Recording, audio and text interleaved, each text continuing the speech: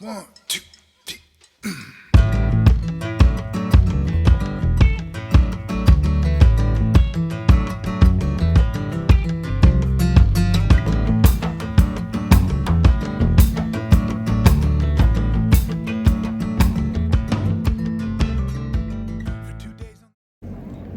This is Sunbeam Park in Frenchtown, or Sunbeam Lenape Park in Frenchtown, which carries forward the theme Kinakihena from Lenape, we are caretakers.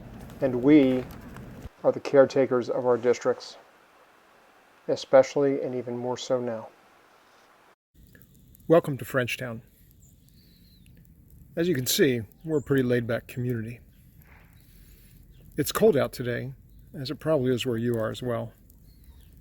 But we're going to take a little walk around and see if we can't show some examples and inspiration that may prove helpful to your goals.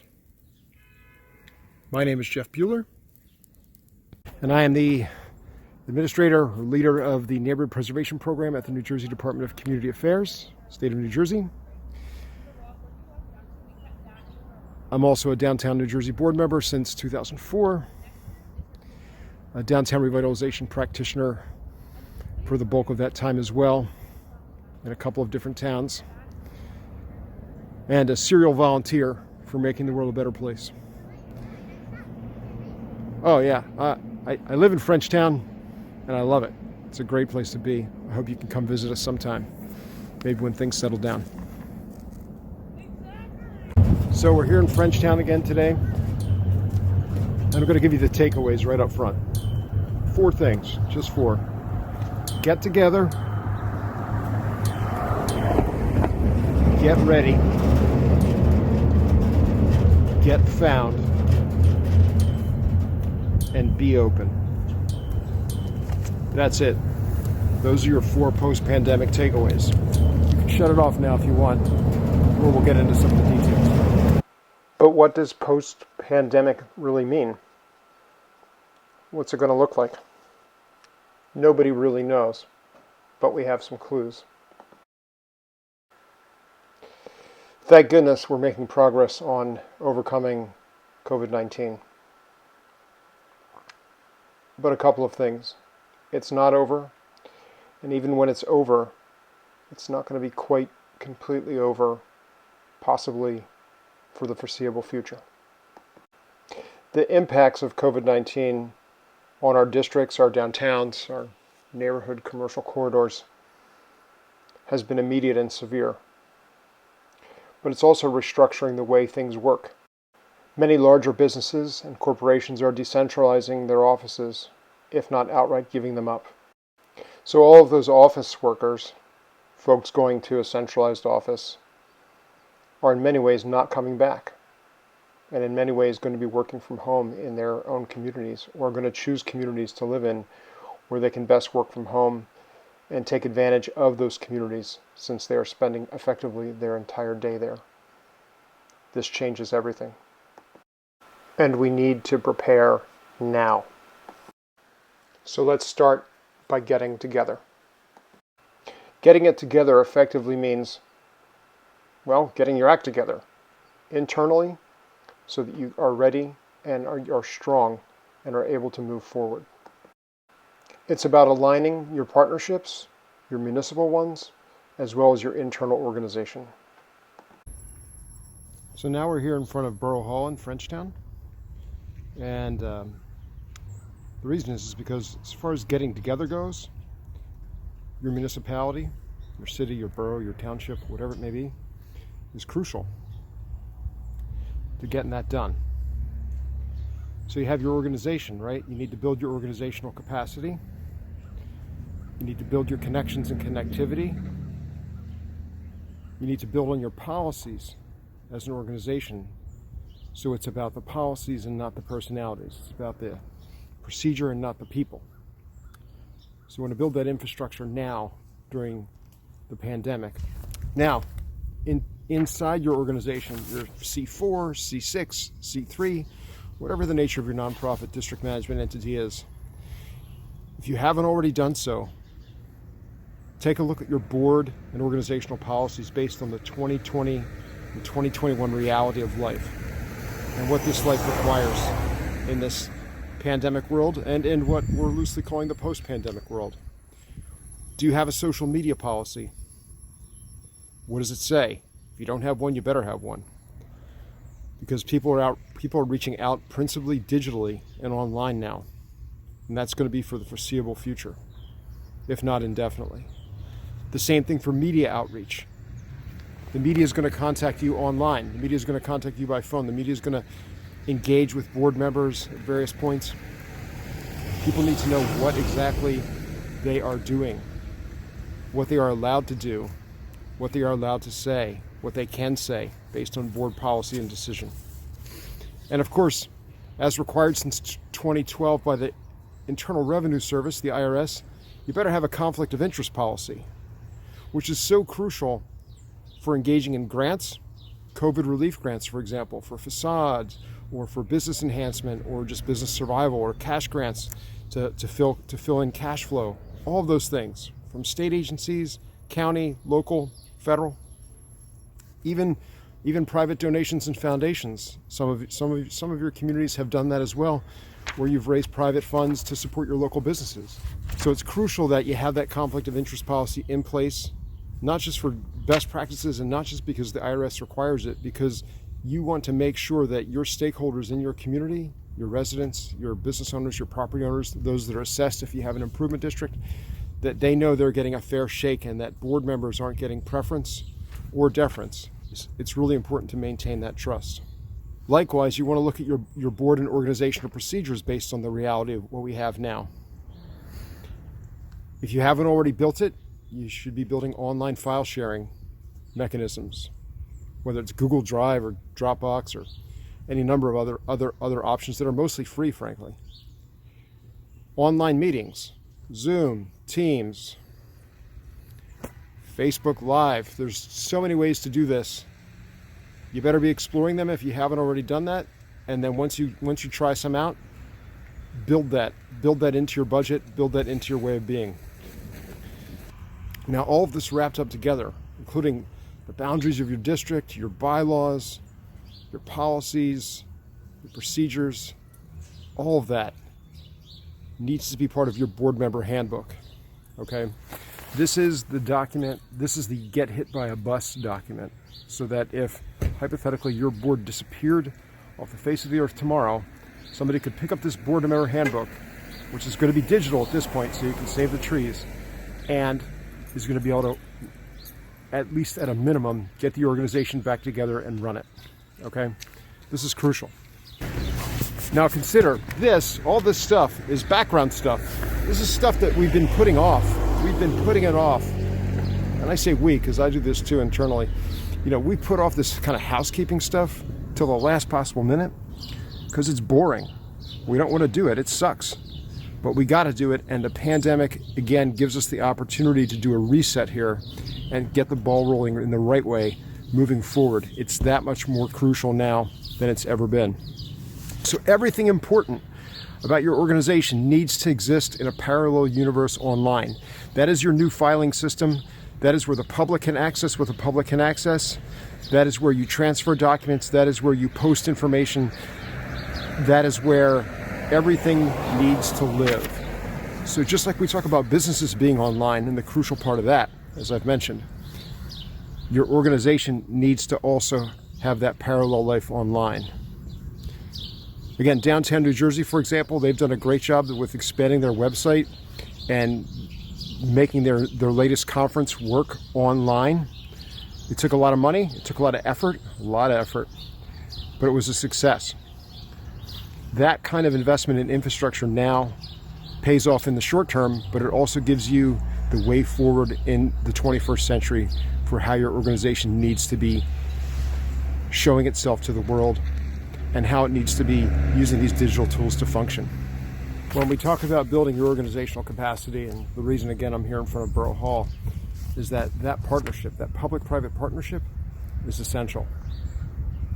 So in Frenchtown, for example, the borough aligned itself very quickly with the goals of the Business and Professionals Association in terms of promoting and enabling outdoor dining, outdoor heating, outdoor seating, outdoor displays. And then they just kept doing that. So that when the pandemic initially hit, people said, oh, it's going to be over in 3 months. Well, they gave the businesses 3 months to adapt. And then obviously it wasn't going to be over. So they gave them another 6 months. And then they extended again in December, all the way through the spring of 2021, with ease, without great discussion, and with great partnership and support.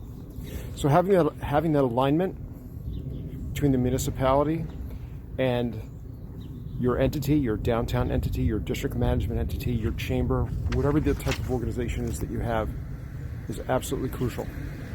And if you don't have that alignment now, the pandemic is, for better or for worse, perhaps the best opportunity to cut through old biases, prejudices, and the worn grooves of how you've walked down that path before without partnership, to create a new partnership or a better one moving forward. If you can't do it now, it may never happen. So do your best to make it happen.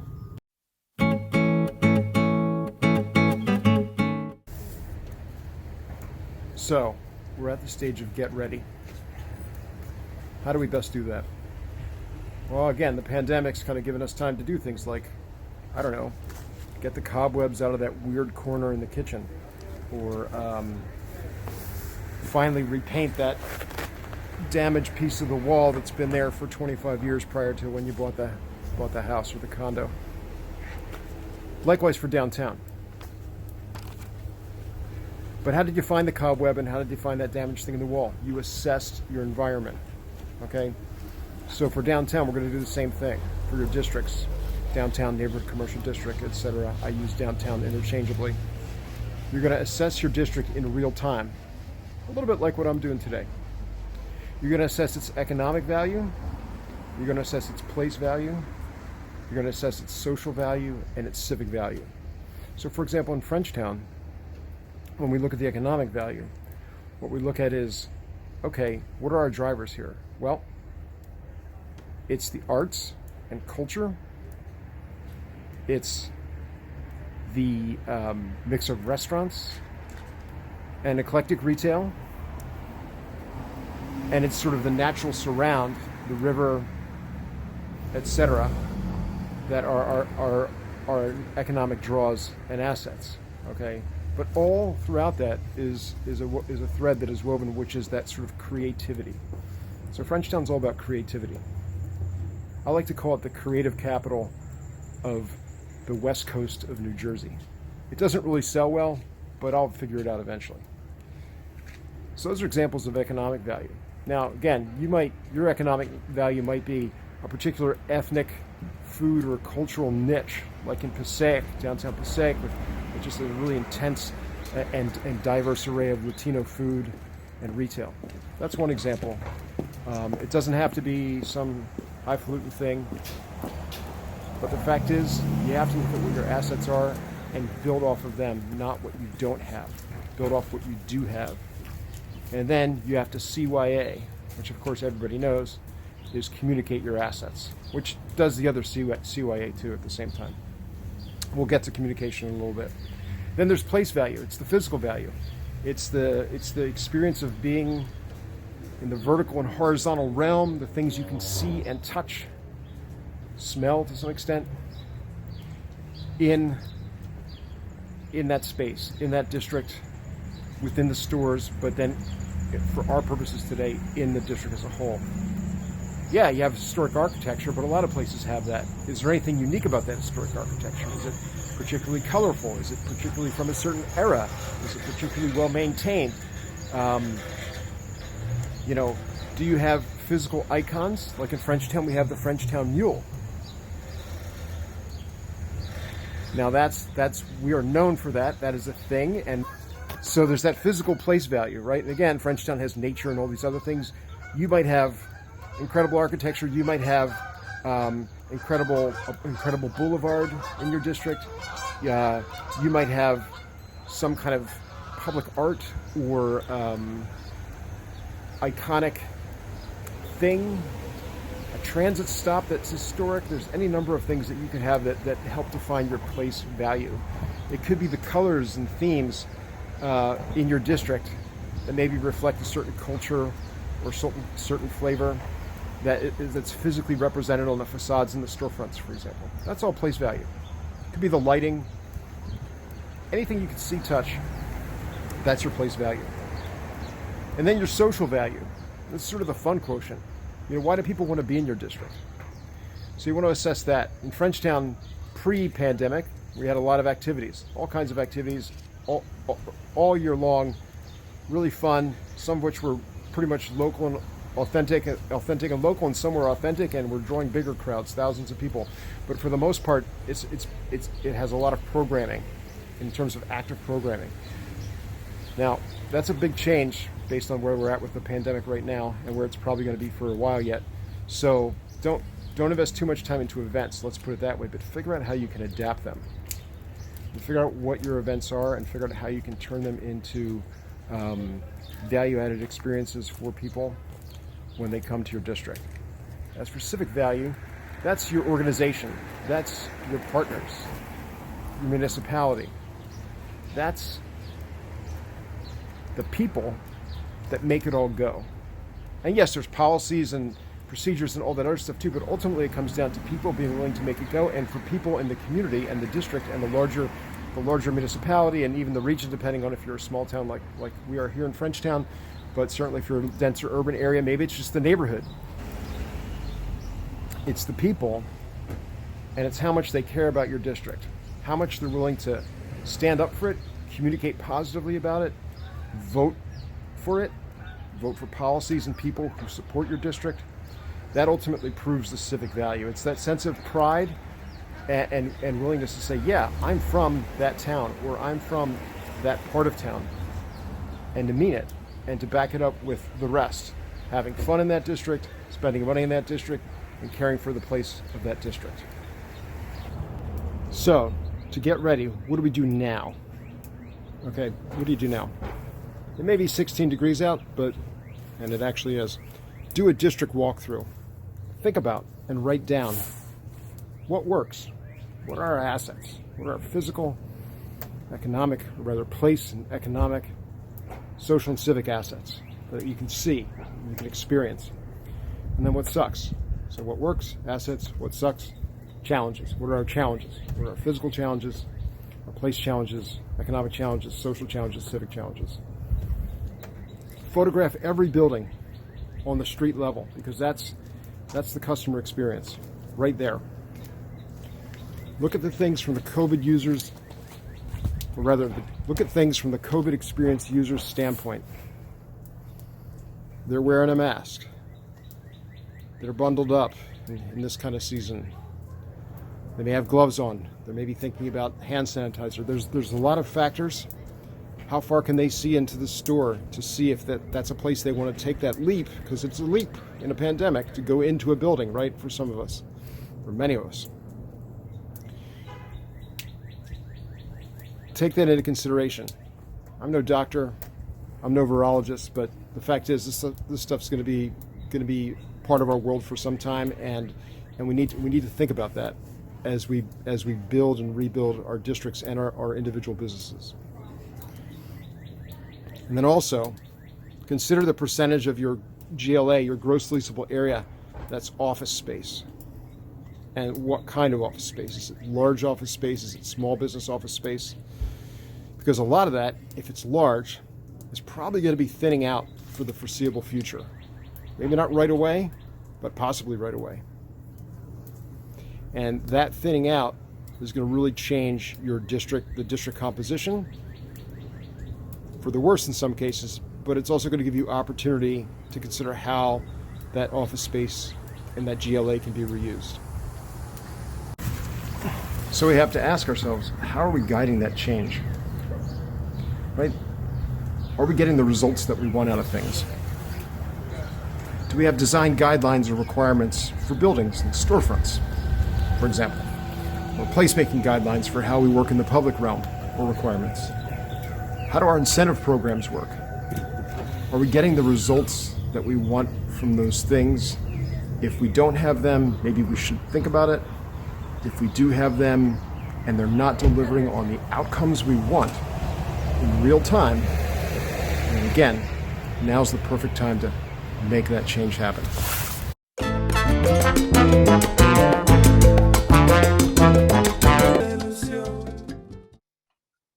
All right, welcome back, everybody. Oh, let me start my video.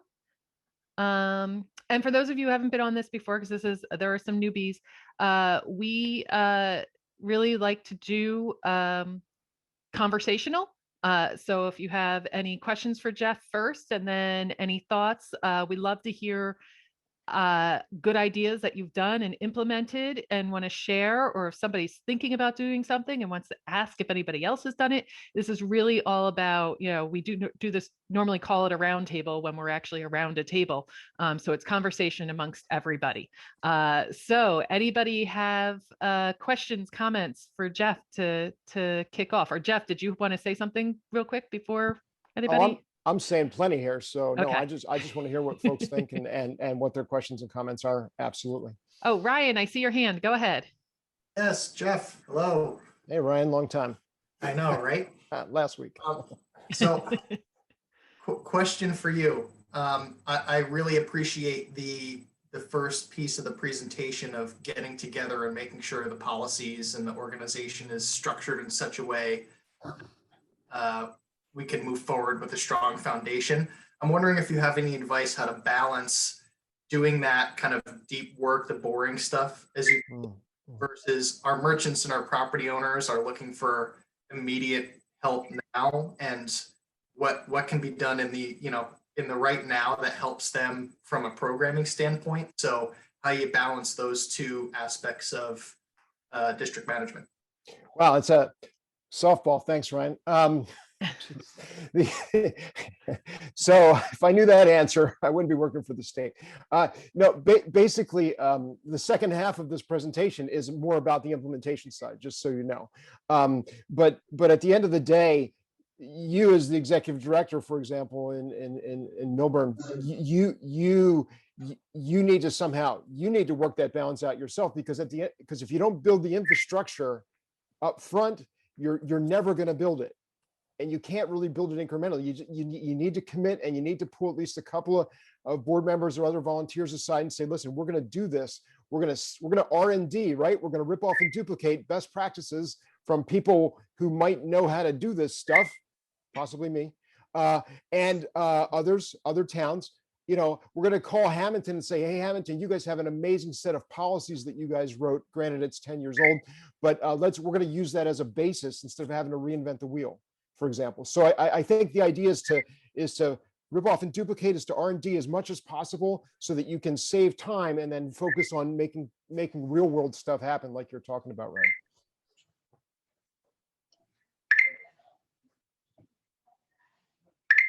I'm muted. Hi, Steve, go ahead. Yeah, I don't see a little hand on the bottom of mine, I think, but that's why I raised my real hand. That's virtual okay. hand. Jeff, I know Frenchtown has recently changed their ordinances to make it easier for businesses to open. And here in Lambertville, I'm leading that effort for the city. I just wanted to ask you what would you have done differently to sell this concept to not only the business community, but to the property owners? Or what was your biggest challenge? Well, I can take absolutely zero credit, and frankly have about 10% of the information to respond to that question, because I'm a relatively newcomer to Frenchtown. I did not engineer that in any way. I completely support it. I think it's awesome, but I was not in any way behind the scenes or even in front of the scenes on that. I think speaking with Council President Liebtag here in Frenchtown would be, since you're just down the road in Lambertville, Steve, would be a great starting point. I know Laura Poynton, the president of the Love Frenchtown and Frenchtown Business Professionals Association, is also online with us today. She probably lived through that phase and maybe could offer some better insights. I would defer to either Laura or the council president as better ways to handle that for you. Thank you. Sure. Laura, I see you there. You're on mute. Want to chime in? Not to put you on the hot seat. Yes, I'm here. Hello. Hey, Laura. Here, I'll start my video. Oh, oops, I forgot that I have a virtual background. All good. Lawyer That's cat. fine. It's a nice background. Yeah, that's lawyer cat. Yeah, I would say reach out to Michelle Liebtag to talk about that. But the borough council, they're really connected to the business community, because most of them are also business owners in the community. So they seem to represent us without us even being there. So it's really helpful. So that's who I would reach out to. And I'm sorry, the name again. Can you text me? Can you chat me the name, or just repeat it for me? Yeah, so Michelle Liebtag, that's the council president. Okay, got it. Okay. Great. And does anyone have, is that ordinance online somewhere? Does anyone know? That's a good question. I Googled it and I just get all of their ordinances, so I wouldn't. I have a copy. Oh, We were okay. forwarded a copy, and I'm working with our planner we're starting this weekend to review it, because we also got a grant, as imagine you did, from the county.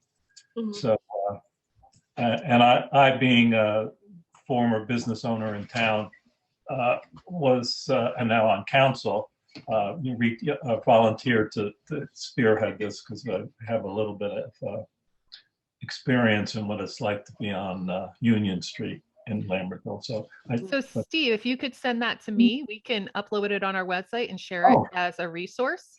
Okay. And I'm interested to hear, there was a grant from the county. What did the county do? I think other counties may, want to emulate. There's some type of grant. What is it? I don't know the specifics on the grant, because I came on board after the city received it, but I can find some information out for you. I don't know if it's still open, if it's closed. I'm not quite sure. Okay, thank you. But the county did in Frenchtown. I think it was under the same grant that they were able to pay their professionals to. Awesome. Yeah, we got like $13,000 or something. So. Nice. Well, and to reiterate what Laura was saying, and to back up on Steve's original question, I mean, Frenchtown Borough and Love Frenchtown, the nonprofit business and professional association, work hand in glove incredibly. And I've seen other municipalities fight for months over, how can we allow heaters on the sidewalk, and putting out retail? We can't do that. That's never been done before. Frenchtown Borough was right on it, and they just kept extending and extending and extending, and basically has really has the interest of the downtown and the business community at heart. So I can't recommend enough, as I said earlier, trying to cultivate that relationship now during the pandemic, while people are a little bit still shell shocked and maybe thinking differently, before things, quote, become normal. Thanks, Jeff. I think I saw Chris first, and then I'll go to you, Tara. Good morning, everybody. Jeff, great presentation, man. I'm really enjoying the video. You touched on something that I think is I think pretty critical right now, and that is first the office market, but also in terms of like what we do.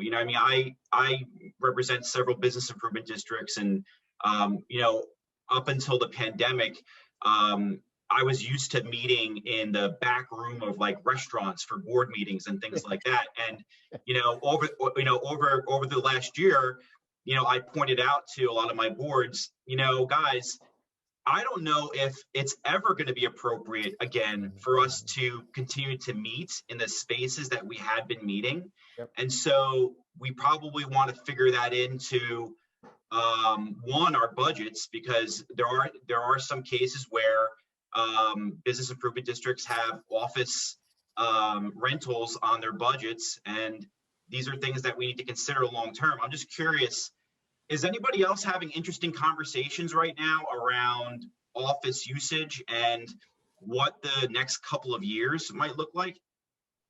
I know that, and he's not on, so I don't want to totally delve into it.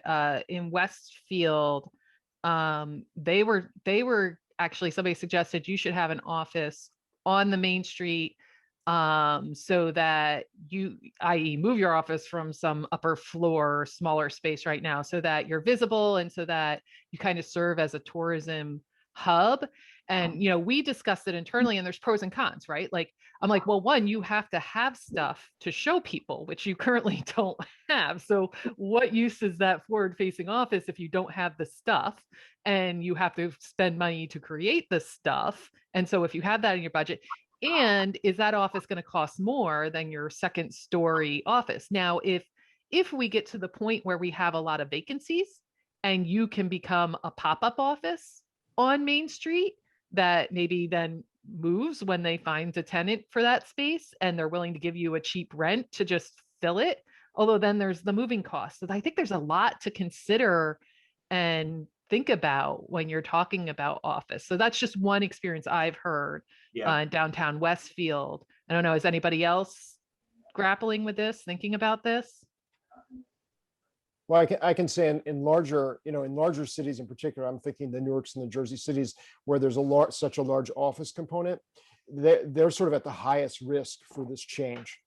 I mean, if you look at that Salesforce office, I showed the slide earlier in San Francisco. That was the tallest building. It is the physically largest building in the entire city of San Francisco, and they've gutted it as far as employees go. Only 1 to 3 days a week will employees ever be coming in there ever again. So they just finished building that in end of 2013 for hundreds of millions of dollars, and now they've basically said, we're only going to use it sort of part-time. So you can imagine the ripple effect, right, on the ground level. You're losing thousands of employees every day, right?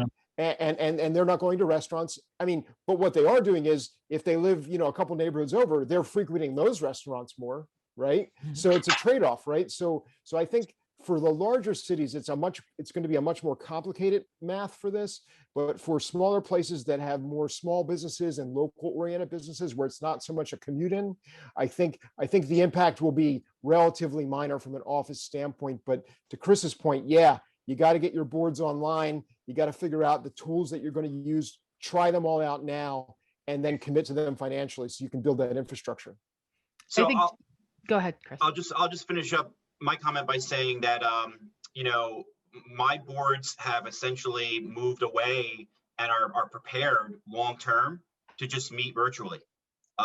They don't see a need for it. Obviously, I have a setup where I'm able to house, my clients, important documents and things like that, a centralized office. But in terms of meeting spaces, those that had been maintaining meeting spaces, they've said, let's first of all, we can't justify budgeting for it. We can't continue to be in a lease agreement with anybody. We have to end those, and let's just move on to a virtual world, and we'll see where it takes us in the next couple of years. Maybe BID should get into the co-working space business. Yeah. Right. And I that's one thing that I kind of, and I'm not a real estate person, but that I see may come out of this is that, the co-working spaces right now are in the larger cities, but you might see them popping up in the smaller downtowns now that people are maybe working part-time in the city and part-time at home, but they really don't want to be at home, but they sure as heck still don't want to go into the city. And also to Jeff's point, I think it gets to the making sure that your development, you have a mix of uses. So I think in Jersey City, we lost a lot of workers office workers during the day, but then we probably had the equivalent number of people who are now working from home, right? Yeah. Compared to downtown Newark, where they're just now starting to really get residential downtown. And they're depending on the Audibles and the anchors really to do charitable things to keep those downtown businesses intact. And then, the Westfields and the Montclairs, where everybody leaves during the day now, they probably have a better lunch crowd than they've ever had, right? So I think it speaks to having that mix and making sure you have residential downtown to support your businesses. And it's just accelerated through the pandemic. Anything else on the office topic Tara's next. Is office Luther? Okay, yeah, go ahead. So I'm not officially involved with them, but the Montclair Center bid is bucking that trend and has just moved from a essentially an invisible office into a storefront with expanded meeting capabilities, and across the street from a area in need of redevelopment. And their calculus, the change in offices will help Montclair, as you just pointed out, because fewer people are leaving the town during the business day.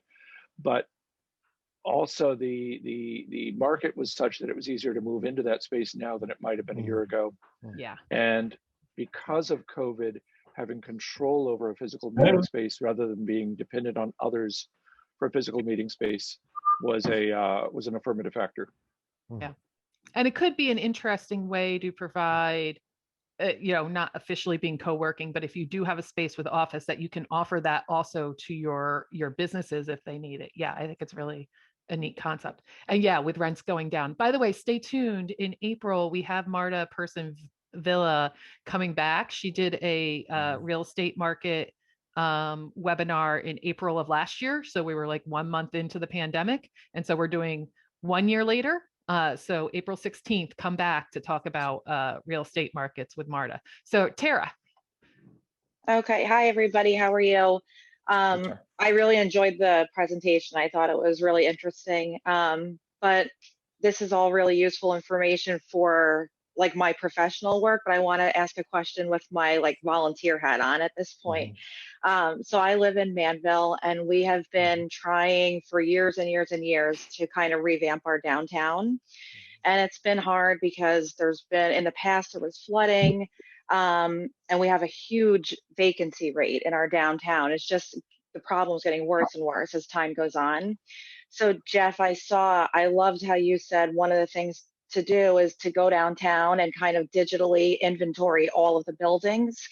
I wanted to see, first of all, is that a good exercise to do with the municipal government, or should it really be done with volunteers? Because one thing we do have with your 4 categories is we have a lot of civic capital. Yep.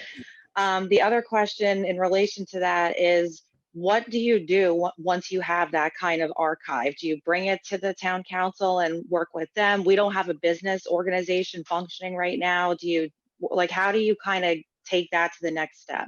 Okay, so it's a fantastic set of questions, Tara. So I had the opportunity in a prior professional life to work in Manville and do an assessment of the downtown. I walked around with the then mayor and council person, and I think a member of the arts organization. I think there's some kind of arts organization there, maybe. There is, yeah. Yeah, and they were great folks, and we walked up and down, and yeah, there's definitely was then a high vacancy rate, and I can imagine it's stronger now.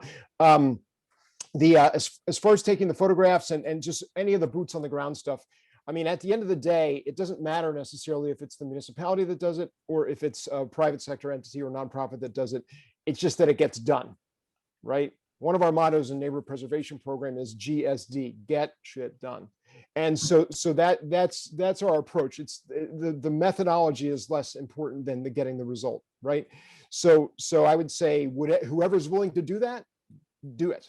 So first of all, and then what do you do with that information when you do? So then when you have those photographs, then you can sit in in hopefully a warm space, and maybe have a Zoom and share a screen with a photograph of a given building. And then you guys can analyze that building. You can actually look at it and sort of assess it and say, okay, this building has a security grade down. Maybe that's something we want to work on. Oh, this building has a cornice that's covered over, the historic cornice that's covered over by, vinyl siding. Maybe we want to rip that off. You can kind of start game planning out your physical place value actions for those buildings. Plus, what it also does is it gives you a record for then a year, 2 years, 5 years down the road. Then you can compare and contrast how you've evolved in the physical space, right?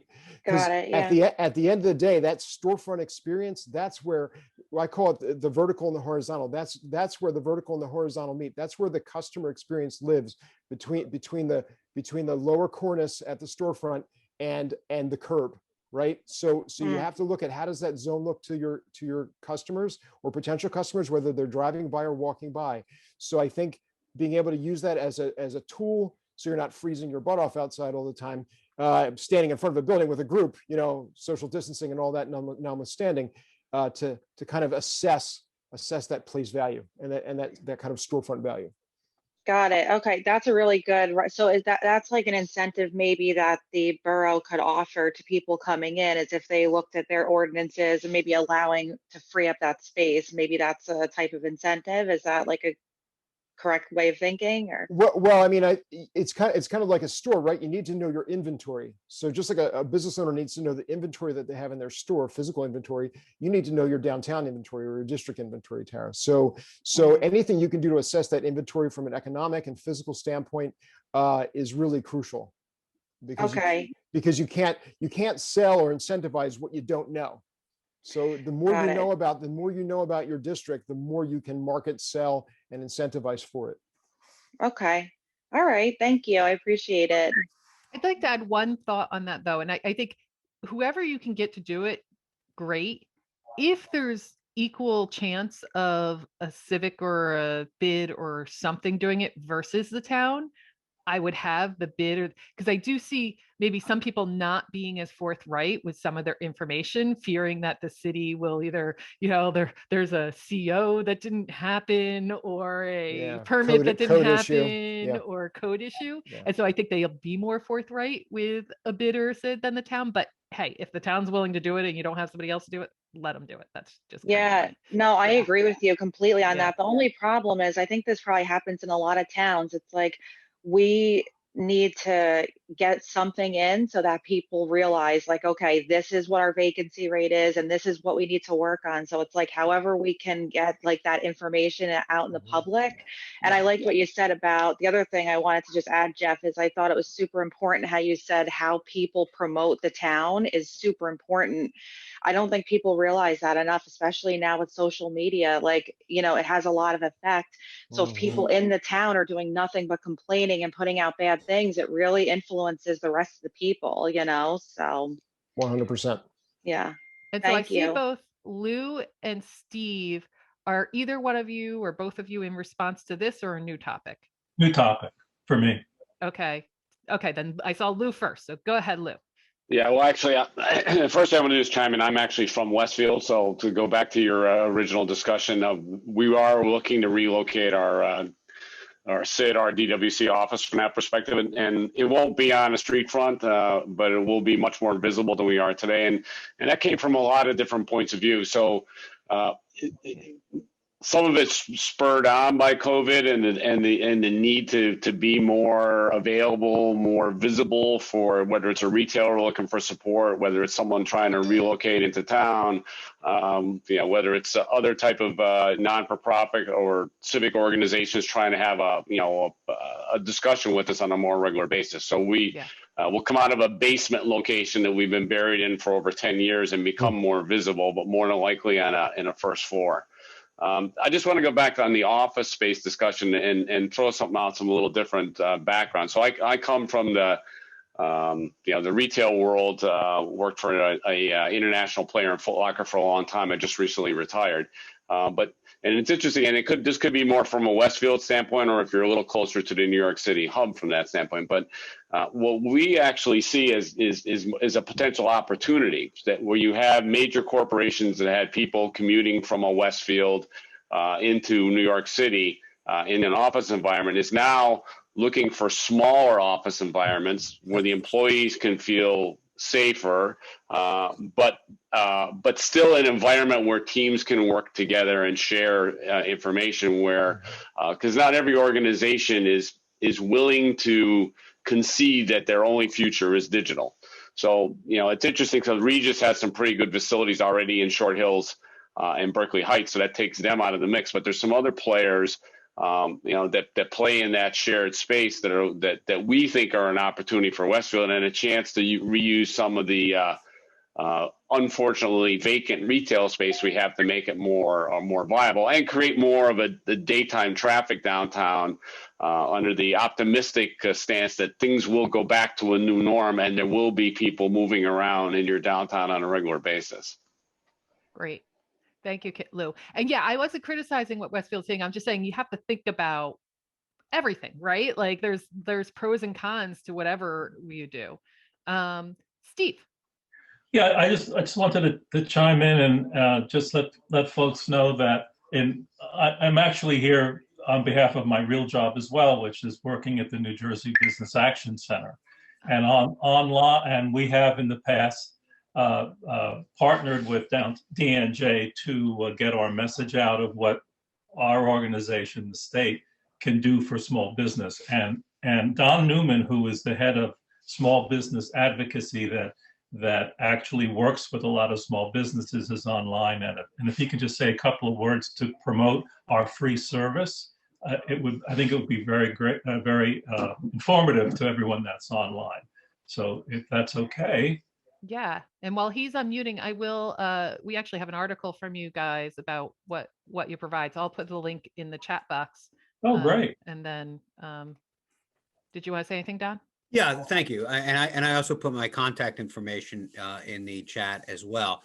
But first of all, I just want to say I like what I'm hearing from all of you. I always say downtown is a department store, and your experience shopping in that department store from the time you walk through that front door to going to each of the individual departments, meaning the individual businesses in your downtown, is all part of that one experience. And that's a important way for downtowns to kind of think about their whole arrangement of stores, parking, safety, entertainment opportunities, so on. So I love to attend these events because I love to hear those ideas that you all share with each other. But what does the Business Action Center does? What I want to emphasize is that we can add value to what you're doing. You know, Tara was talking about filling vacant space. Filling vacant space is worthless if that business fails in 6 months and it's vacant again. So what I want to do is offer services to your potential business owners to help them be successful. We want to be able to connect them with the technical assistance programs that they may need. We will help them find financing, help them navigate a regulatory issue with the state, get their proper licensing. Really, almost any government issue that a business has, and even some non-governmental issues that a business may have, we can help support them to increase their likelihood of success, because you don't want, a business that is going to start up and lease space in your downtown only to 6 months from now or a year from now fail and leave that vacant space, sometimes with a lot of money invested in tenant fit up, which is now going to be all torn out, and it's a huge waste of your resources, not to mention the resources of that business owner. So add value to what you're doing by directing those potential tenants to us so that we can help them be successful. That's really the message that I would have for this kind of a group. I'm more than happy to speak to your downtown, associations. If you have you want to do a webinar with your business owners, and we can talk to them about our services. If you want to do on a particular topic, like becoming a government, getting into government procurement, or becoming an exporter, you say, well, it's a downtown business, they're not exporters. So that's not true. Any business in a downtown, a candy store that sells on the internet, who gets an order from Canada, is now an exporter. So we can help them navigate that process. We can also help them with some money to help them expand their export footprint. So really, there's a lot of different subject areas where we can be of assistance in growing your downtown businesses. So always keep us in mind. Always be able to add that value to the services that you provide, that you're not just simply getting a lease signed and the person into that building, but you're also going back and supporting that business by getting them the resources that they need. And we can be the conduit to get those resources to them. So that's all I really want to say. Thanks, Don. And maybe we should talk about having a session. We can do a session maybe next month or something with you guys and share everything that you do. I'd love to do that. Great. Yep. Robin has her hand up, Steve. So can we come back to you? No, I'm fine. I just want to thank you for allowing us to offer our services to your Oh, apartment. yes. Thanks so much. Go ahead. You're on mute, Lavin. There you go. Unmuted? Now you're good. Okay. So we will definitely be calling you for help with your services at the Business Action Center. Thank you. I think for us, so I have updates on many of the things we talked about, but for us, one big question is really what to do with all the vacancies. You know, how best to turn them into a positive. So whether that's by overlay or ordinance or encouragement or incentive, you know, how do we get art in the windows of all the vacant buildings? How do we prevent the massing of signage for rent, you know, vacant, vacant, vacant. So I think I would love to have more creative thinking about what to do about vacancies and underutilized spaces. You know, I know there's insurance issues, there's a whole lot of issues, but I know other people have come up with really creative things, ways of dealing with it. We are moving our office. We've been in the Flemington Fur Exchange building, which has not been used for 6 years and has all of the problems that come with a building that hasn't been used for 6 years. And we're moving into a nice new space next to the farmers market, because in Hunterdon County and other counties, farmers markets are essential businesses. So they've been able to kind of operate more freely than some other business, you know, they have less restrictions. So we felt that being near that activity gave us like a regular finger on the pulse of communicating with the community, because our farmers market is kind of the heart of our community in Flemington. I also want to say that everything is shifting. Office, everyone who has office wants to turn it into housing. You know, I mean, this is small town office, not giant office buildings, but they would all like their odd office space to maybe return to housing. And that's a zoning issue that our town really has to tackle. I do think people are shopping closer to home. So while people may have gotten in their cars and driven for a half an hour just for a cup of coffee, we find those people are now coming back to, you know, a place like Flemington, which was the OG place to go for your coffee. And we also find that a lot of people are taking advantage of the many vacancies in the lower rent and better terms. So we just had somebody open a boutique store who told a reporter that if it weren't for the pandemic, they never would have been in the town. They never would have seen that building open, and they never would have risked their entire lives on opening a business at this time. So I think there are so many great opportunities that this strange intersection of health crisis and commerce presents. And I wanted to say that we've just recently spent a lot of money on a great PR firm to do positive press. And the positive press really does help tip the negative press on Facebook. So, you know, all the Facebook warriors are a little less vocal, and some of the people who just champion positive press when it's actually in print, and that's been really helpful for us. I hope that continues. And that's really it, except the county grants. Hunterdon County has an Office of Economic Development. They've been giving grants to our municipalities who want to do zoning redevelopment, you know, who really want to look at their zoning. And that's where they've spent a lot of money on whatever grant funding they've been able to put out. And it's been really helpful.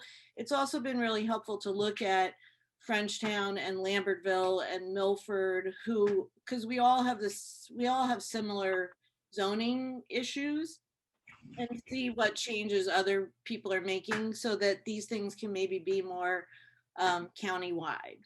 So that's it. Thank you. Thank you, Robin. And I know Anne Marie has a comment on the retail space. Before she goes, I'm going to say Montclair did do, and we gave them an honorable mention award for our placemaking awards. They did an art program early on in COVID, so I'm sure they would not mind if I shared kind of the application and kind of the details and/or talk to Montclair. And then the Facebook and the positive news. I just want to say that my algorithm personally has changed and I'm seeing a lot more animal videos. So if you can have animal videos downtown, I think, everybody's going to love it. I think they want to come downtown because that's where I'm just like, I can't watch news anymore. I just need panda bears. Right. And that's what's gotten me, but that's just me. And the last thing, your comment about changing to residential, we've had a lot of discussion about, form-based code. Tell people this is the density, this is the height, you put in it what makes sense to the market, right? And what makes sense in the market today might change in 10 years and enable them to build flexible spaces so that in 10 years, if like right now, if the office market goes to crap, they can turn that into something else. And if so, and that those things can change. And that's really, I think it's all about flexibility and being able to just adapt to where the heck the market's going. And we're always finding ourselves behind the curve because we have these, use ordinances. And we've had this discussion before about, tattoo parlors were verboten for a long time and in ordinances as nuisances, and like tattoo parlors are cool, right? So you really need to loosen up those ordinances to enable it. So Anne-Marie, kicking it to you. Thanks. Robin, I just wanted to comment really quickly on your question and your comment regarding vacant spaces. Something to remember, I'm a shared service, so I'm in a unique situation where I work for the city and I also manage the special improvement district. So I see things and I kind of forget which hat I'm wearing when I see them. But when you're looking to action vacant spaces, so that especially storefronts in a downtown, especially if you just have a small space, one of the things you have to remember outside of anything that you're going to be dealing with the city is that those conversations and relationships start with the property owner. So if you have access, if you have an ability to have access with the property owner, and you'll be surprised, many people that own property in downtown own several, then those are the times where you can have that conversation with them to put something up in the window, even if it's art, for example. The Rahway Arts and Business Partnership in Rahway had a contract where this was done maybe Amy will be able to tell better, 6-7 years ago. I'm not really sure when. And we've been trying to action it again. We don't have that many storefronts vacant, but the issue has been, when speaking of art, was that it became an insurance issue. So now where I thought it was a great idea, we can put up a painting on an easel and it'll be great. And all of a sudden it was like, well, what if there's water and there's a leak and there's this and there's that? So I think if you went the route where it was super low budget with what you wanted to do, like maybe not canvas art or traditional prints, but posters or upcoming events, stuff like that, that may be a nice fix.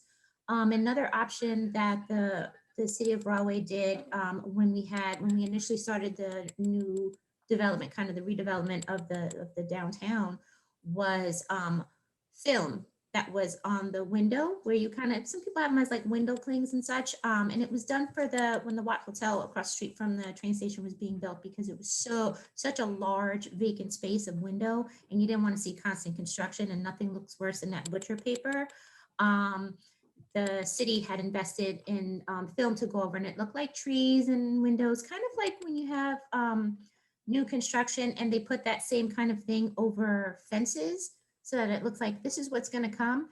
It could be an opportunity to tap into that and see what you can do with your people. But the key is, if you have a relationship with the city, your sitter bid has a relationship with the city, the conversation with either your planner, your economic development specialist, or your zoning officer, is to collaborate together to reach out to those property owners. Because if you pose it less like, I want to use your space for art or to look better, and you pose it as incentivizing it for the property owner, we're going to make this look great. Somebody's going to realize that it's empty. Then they're going to want to rent it from you. Sometimes it's all in how you say it. And that was all. Thank you, Emery. Jeff, you don't need to raise your hand. You could just chime in. Well, hey, we're all people here. So I just want to follow up on Anne-Marie's comment briefly by saying our neighborhood preservation program in South Woodbury, which includes a large chunk of the downtown of Woodbury, they're using some of our funding that we provide and technical assistance to, and they're in the process of finalizing a multiple artist banner program for vacant storefronts. And so these banners can be affixed in a very light touch way, and then they can be moved when it fills to another vacant place. And that they have this whole sort of music theme going on. So it's actually themed into this music kind of like rock and roll thing, and so it will create kind of a consistent, almost curated gallery in the downtown that will kind of rotate as ideally spaces are filled. So that's just another concept, and they do have agreements that all the property owners sign and all of that. So I think if you can kind of streamline it like that, it's easy to get done and then easy to move around as well. Yeah, I think making use of your arts community is huge. So here in Jersey City, actually a good friend of mine is a photographer, and she started shortly after COVID happened what she's calling walk by. And so she's getting art from local artists, kids too, and they're just creating those canvases, right? That you can get off a 48-hour print or whatever that the outdoor vinyl type of things, and putting the art on that. And they're doing it at parks, but you could do the same thing downtown, and that's relatively cheap. And you put them up with command hooks and take them off when the space fills, and it's a great way to promote your local artists, and it gets people out. So like, especially if you're doing kids art, then their parents will go downtown to go see their kids art, and then they might stop at the store or the restaurant or whatever. This creative placemaking and the connection with your local artists is huge. Art is economic development. I just can't stress that enough. Chris, I saw you first, and then I see you, Amy. Yeah, I'm sorry. Unfortunately, I have to jump off, but while our friends from Royal are still on, I just wanted to give them a shout out for the fantastic soup stroll, which I participated in, and I absolutely loved. A soup stroll. Okay. And it was like everybody the restaurants did a great job. It was fantastic. So congrats on some good pandemic programming, guys. Chris, that was like, you just like teed me up. I was exactly going to talk about that. So thanks for that. You got it. So kind of along the lines, these are some of the things that we've been doing, and art is one of them. We've been doing, Rahway has so many events all year long, and we've tried to, tweak them and come up with new things. So the soup stroll was one of them. And one of the other things that we did was we've been doing a bunch of, and I'll talk about the soup stroll in a second, but we've been doing like photo hunts. And so, where can you find these, like a scavenger hunt, and you take a picture with the art that's around town that's already exists. And so it encourages people to get out of the house. It gives them a reason. You're moving around, you're outside, you're not gathering. So you take a selfie with the art, and then you submit it to us, and then you can win a gift card to any Rahway business. So we keep it strictly Rahway businesses. So we've been doing that on a regular basis. We change up the themes. It was art. It's like the Rahway's own stuff. So we've been doing that. We've also, the soup stroll was one of those things. So we did every Saturday in January, and people could go in and get a 4-ounce sample of soup from any of the participating restaurants. And it was throughout the city. It wasn't just in the downtown. And we had if you took a picture at 15 or more places, you got a gift card, so we're like giving back to the businesses, bringing people in.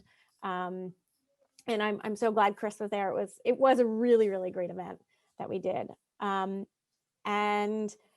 we're tweaking things. Taste of Spring is kind of coming back, but with a passport where you go to different places as opposed to gathering together. So there are ways to still get your events happening and keep your community going I think it was downtown New Jersey. We did one seminar in like October, November. And one of the things I remember they said was, make sure you keep doing the things that are essential to your community. So even if it is even if it's different, if it's a tweak, still do those things. Still make sure that you're doing the things that make your community kind of not whole, but make them come together. And the last thing I want to say was, one of the things that the city did this year was create outdoor spaces, community outdoor spaces. And then in like November, December, they put up pavilions, wooden pavilions, and they're a pretty simple structure, but then they shared those designs. And when they got the architects to do it, they had the architects create 3 different sizes for that. And then we shared those with the Rahway businesses free of charge. And we waived permitting fees, we waived inspection fees. So that way they wouldn't have to incur the cost of an architect, and it was already a pre-approved design from the city. So things like that the city's already going to do and then pass it along to the business owner. I think that was really one of the like out of the box thinking, like, really reaching out that I think was really beneficial. Amy, I think that last one they're all great, but that last one's huge, because I walk around Jersey City and I saw those orange stickers on people's outdoor whatever they had built, and I was like, see, this is what happens if and so you having designs and saying build this and you were good is huge. So you're not wasting money trying to fix something that you did wrong. And exactly. Yeah. And we did that with heaters too. Then we sent out a list of the approved heaters and things like that. Yeah. Awesome. And just, I'm going to declare that we are doing a part 2 of this event, because we're at 12:15 and we haven't watched the rest of Jeff's video. So he and I will work out a date for part 2, and which will have more of the implementation side. So, we normally go up to 12:30 on these. So if people want to stay on and keep chatting and sharing ideas, asking questions, feel free. And then we'll let you know when part 2 is happening. Next Friday works for me, Court. I might want to give people 2 weeks so that we can advertise it, Fair enough. But yeah, Jackie. So I think it would also be really valuable if we had a list of the emails of the people that are on these on this Zoom call, or if they would be willing to share. So for example, if I had a question about these structures and wanted to reach out to Amy directly, she probably can email me some information or send me some information, or to talk to Robin about some of the vendors at the farmers market if we wanted to engage more farmers.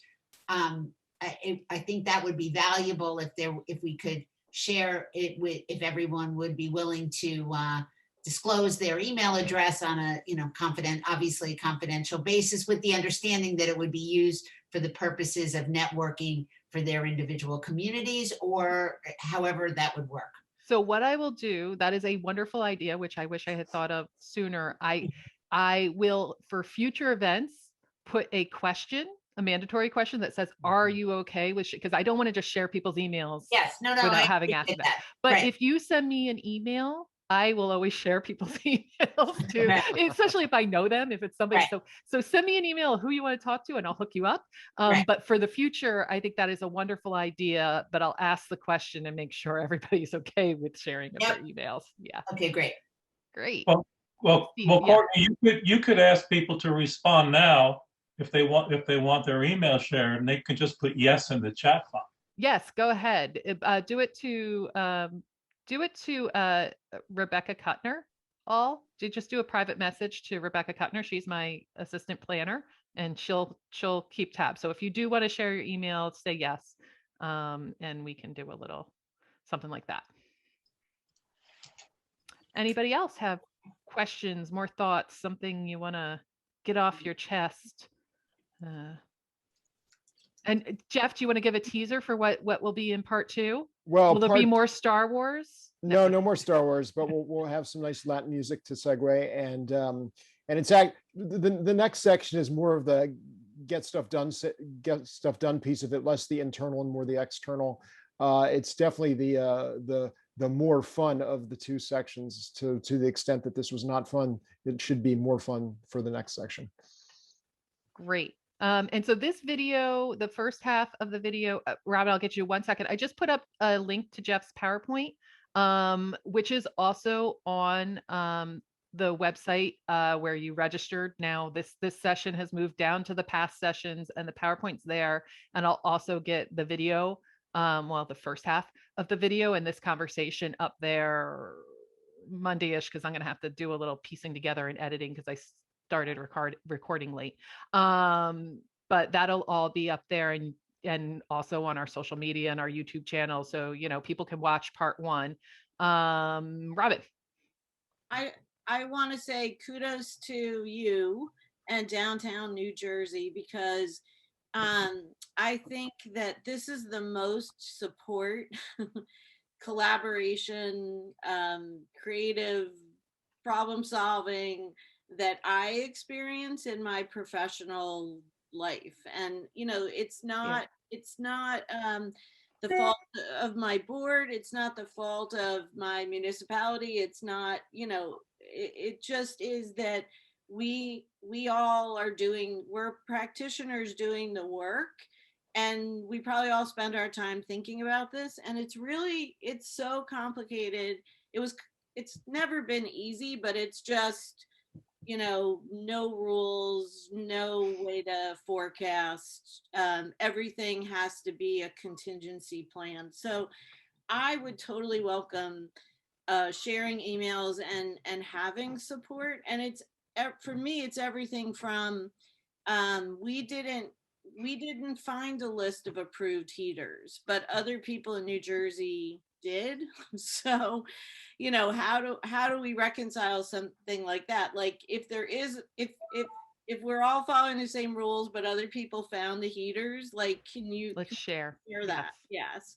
And so these conversations and the conference were so helpful to me to do my job. So, and I'm sure that's probably true for a lot of people here, even though we have differences in the types of areas we represent.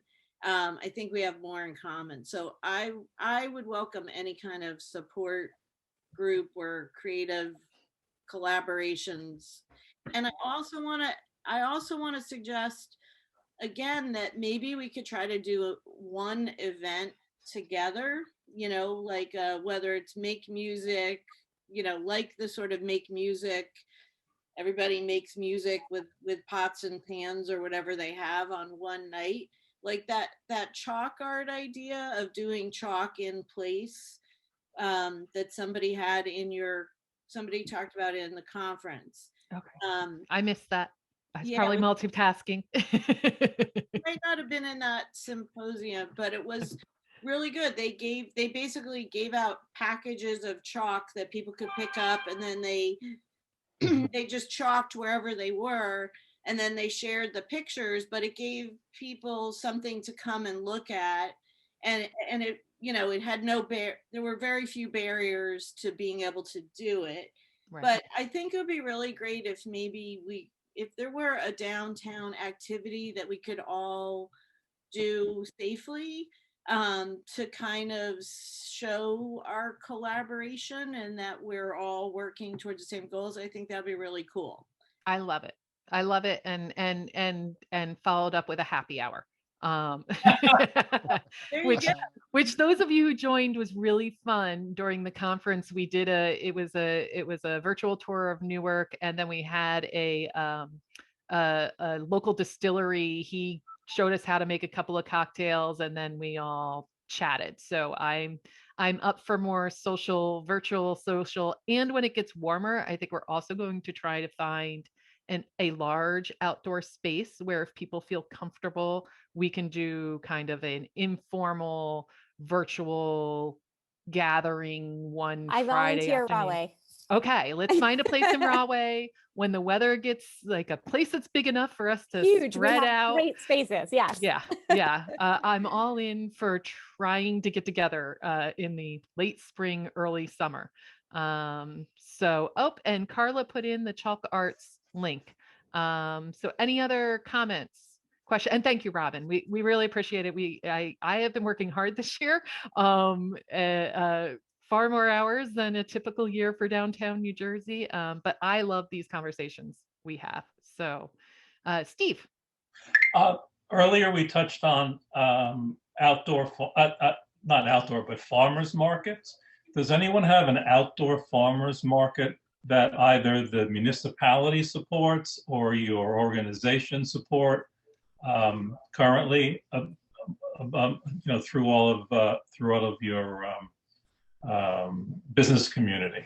Oh yeah, I think most of the downtowns at this point have farmers markets. In Jersey City, HD Sid's still doing one through the winter. It's more of a winter market, farmers market. Yeah. And how many of these are outdoor? Do you know? Oh, most of them. Yeah. Yeah, most of them. And is it like a one day, every say Sunday from X time to X time that you have someone's got a piece of property? Is it on city property that you do these, or private property, or? It is all over the place. Most of it, I think, is in parking lots or in parks, or most of it, I think, would be city property, but I'm sure there's some that happen on private property.